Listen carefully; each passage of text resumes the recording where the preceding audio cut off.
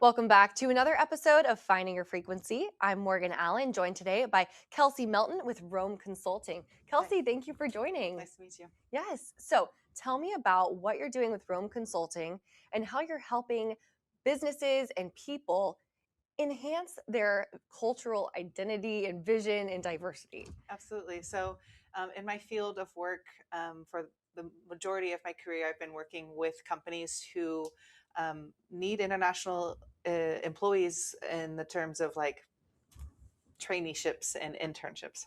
Mhm. And within that scope, I've noticed that there's a lot of room for cultural competency to fill in the gaps of understanding because of where my work has been. We get to also hear about the problems and the issues that come up with having multicultural teams. And so when I did my MBA in France, I got to study a little bit more about that specifically, and it really helped enhance the rest of my career. So I've been able to develop these courses based on my career and my actual education to provide just a little context Mhm. for companies to get to know about themselves Yeah. individually better, and then how that reflects on the greater world and other people as individuals. That's great. So what kind of businesses do you help? hmm The majority of my work currently is working with J1 visa sponsors as well as recruitment agents within the J1 visa field. I have also worked with summer camps as well. Okay, very cool. And so whenever you work with them, how what does the process look like from Mhm. start to we just met Mhm. to now they're coming into your workshops?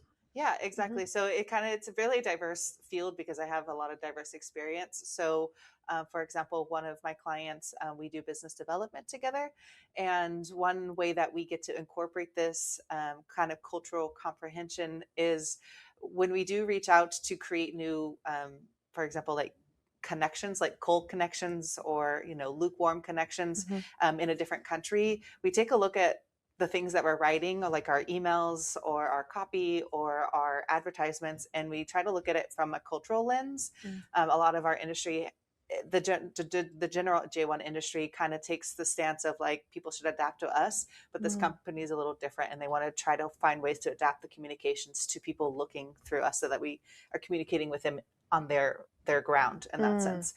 So that's one way to incorporate this kind of cultural conversation, is to how are we communicating with others, Yeah. and does it make sense for them, and having a comprehension on that. Secondarily, I work with compliance for visa processing, visa application processing, Mhm. and we have developed workshops based on country specifics as well.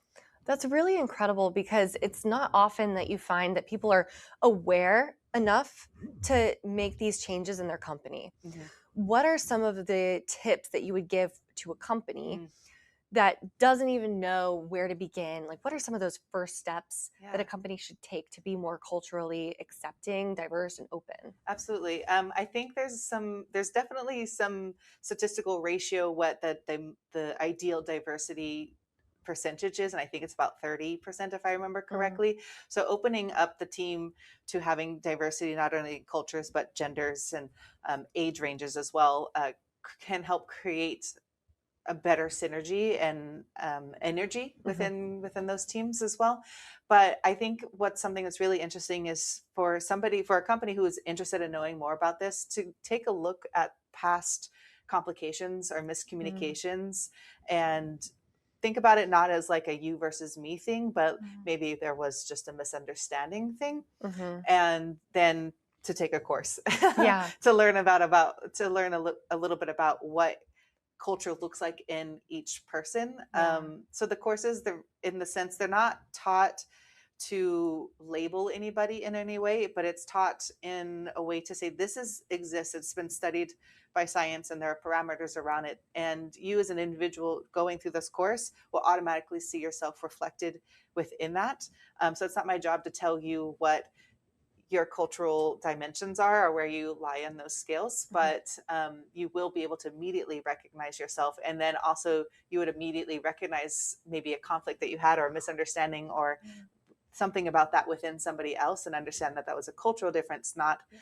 like a conflict issue. Difference. Yeah. Yeah. So I'm assuming that communication is probably the biggest barrier. Is Yeah. that one of the greatest challenges that you see, or are there other challenges that I'm not aware of? Yeah, communication is a really good example, especially because communication is all about context, Mhm. and there are different. There's a dimension within the culture about high context and low context. So it's if you were raised in a place where there's information coming at you all the time, and you absorb that information, things like body language, Mm, conversations going on, the news, your family, like there's just information always passing yeah. through you, versus a different culture where the information is kind of kept siloed in different places. You might not have all the information all the time. So you would be in a low context situation.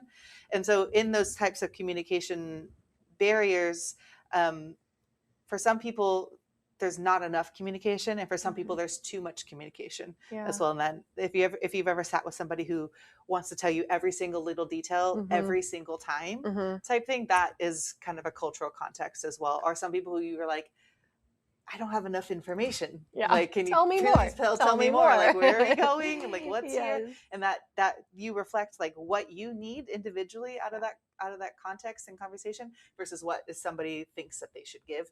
It's Mhm. often a kind of that's a cultural lens on Yeah. things. That's really good to know. That's something that I would not have known or Right. thought about. Yeah. So I appreciate that insight.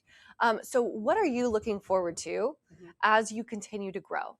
Yeah, absolutely. So right now I'm kind of doing like a revamp of everything, and I've taken a look at everything to see what I really want to do, with a new lens of, just Yeah. I got a little bit more energy for it recently. Good. And so I'm looking forward to connecting with more businesses, but also, I want to do something a little kind of similar to this as a Mhm. cultural conversation Mhm. where I can introduce a cultural dimension like context, and then have a discussion with that person individually. Be like, where do you fit there? Mhm. And then to be able to enlighten people even on the smallest of things about Mhm. how this exists and how it comes up, and then to be able Yeah.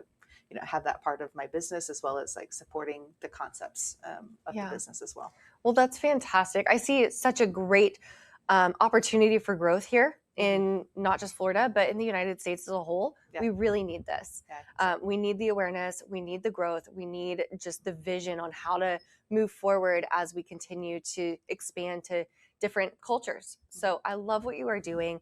And thank you so much. If people want to learn more about you, Hmm. how can they do so? Yeah. Well, there's my website, romeconsultant.com, Mhm. or you can email me, Kelsy, Kelsy, at romeconsultant.com as well. Awesome. Thank you, Kelsey. Thank you. Yeah. Appreciate it. And viewers, thank you for tuning in to another episode. If you want more information, head on over to dailynewsnetwork.com and we have it right there. We'll see you in the next episode of Finding Your Frequency.